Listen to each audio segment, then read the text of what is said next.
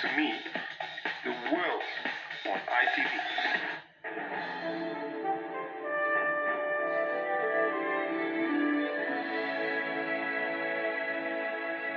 A profile of the Bee Gees in 15 minutes after the news, a little later than billed.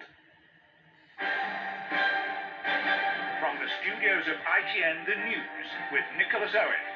Good evening, welcome to the programme. The headlines. All hospitals told you must reveal details of your patients' death rates. The new refugee crisis in the Balkans, Britain moves closer to involvement. And in the Canadian Grand Prix, after this, Schumacher's astonishing attack on Damon Hill. Patients and their families will soon be able to consult new league tables showing death rates at hospitals in England and Wales for the first time. The Health Secretary Frank Dobson is expected to announce the move on Tuesday. It follows the recent scandal at Bristol Royal Infirmary, where 29 children died after heart surgery. Here's our political correspondent, Hugh Pym.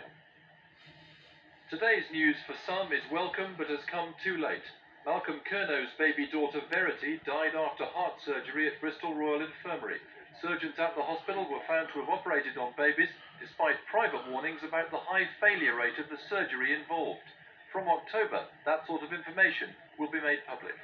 If I had the information in front of me where I could see what the performance of the individual surgeons was and of the units, and I could see that that was the worst surgical unit in the country as it was at that time, then I don't think any parent would allow their child to be operated on in a unit which is known and proven to be substandard. The government's bringing forward plans to publish league tables showing death rates from operations and medical conditions at individual hospitals. But senior consultants who've been advising the government say the figures currently available are not adequate. Our view is that in their present form, they're difficult to interpret and may mislead. Other doctors argue that mortality rate tables will not be helpful as they fail to take account of the varying circumstances of Britain's hospitals. A town in the north of England may have nothing really in common with a seaside resort in the south of the country, and trying to compare the two hospitals that serve those communities is really very, very difficult.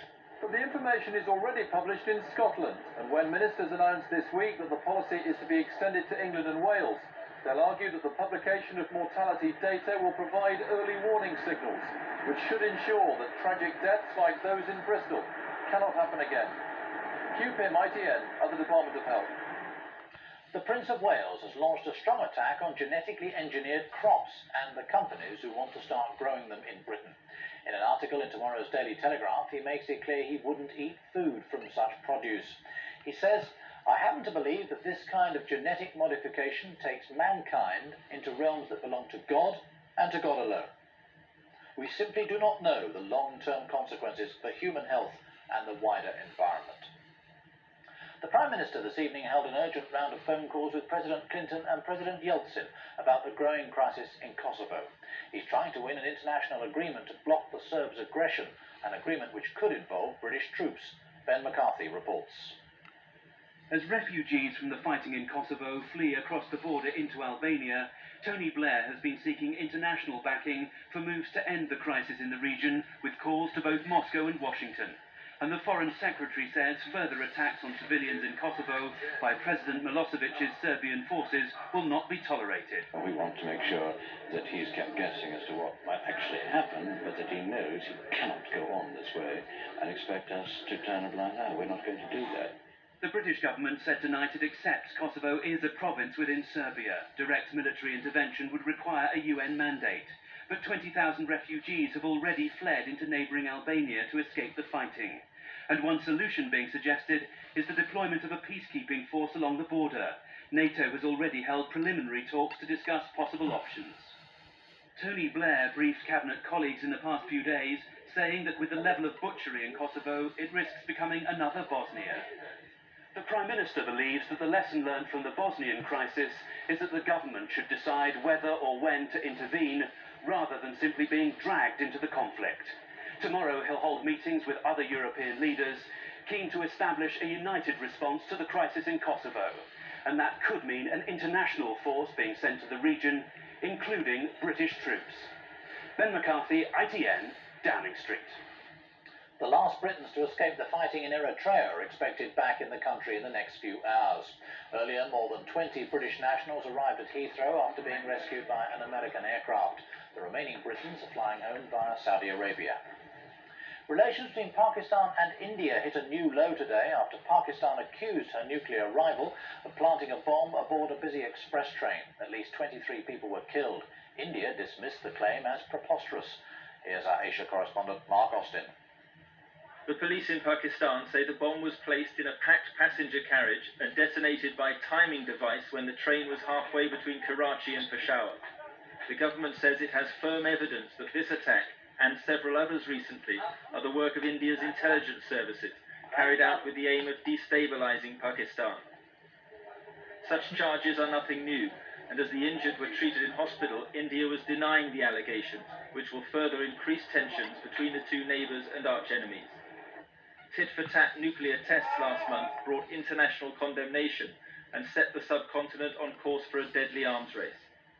Both countries today criticised the United Nations Security Council resolution, denying them official nuclear status, and Pakistan said as a result it would not be compelled to sign nuclear arms control treaties. It seems increasingly likely the country's two leaders will meet for talks in the next few weeks, but so vast are their differences, particularly over the disputed region of Kashmir, that there's little hope of a breakthrough. Mark Austin, ITN. Motor racing and Michael Schumacher this evening launched an astonishing attack on Damon Hill after the Canadian Grand Prix. He suggested the British driver was trying to kill him in the race at Montreal. It began with two spectacular crashes. Schumacher went on to win. Here's our sports reporter Peter Staunton. Chaos in Canada on the first bend. Alexander Wirtz walked away from the wreckage and joined the restart, which was almost a replay. This time they kept going while the circuit was cleared. Coulthard was holding off Schumacher and on track for victory when technical problems ended his day. And as a sensational race unfolded, Schumacher's Ferrari took off Frentzen. Schumacher hauled in for a 10-second penalty, the Williams team still protesting. The current world champion Villeneuve drove himself off the road in a vain bid to get into the points in front of his home crowd. Then Damon Hill got caught up in the mayhem, a dangerous skirmish with Schumacher, which ended with Britain's former champion blocking the German 3 times before he finally gave way. Schumacher kept the lead all the way to the line, but then launched an amazing attack on Hill's driving. That's purely dangerous. If someone wants to kill you, he can do it in a different way. I almost hit him. I almost lost my car in that circumstance. I was lucky just to get through the chicane anyway, and that's completely impossible for such an experienced man to do such things. Celebrations for Ferrari's first and third places, but Schumacher's next task to search out Damon Hill for a showdown. Peter Staunton, ITN Sport.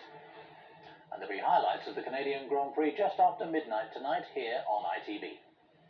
Cricket, England took a brave gamble today and went all out for victory in the first test at Edgbaston. They ended the day on 170 for 8 in their second innings, a lead of 289 going into tomorrow's final day. That was the result of some aggressive batting. Rabrakash hitting this 6 off Adams. But South Africa's bowlers kept claiming wickets. Dominic Cork, their 8th and last of the day. Finally, it can hardly have escaped your attention that the World Cup starts in less than 3 days now, and already Scottish fans have arrived in Paris ready to kick off the event in traditional style. Our sports correspondent Graham Miller is also there.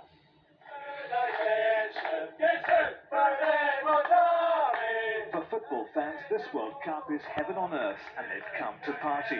For the organisers, it's the largest and most complex tournament ever attempted.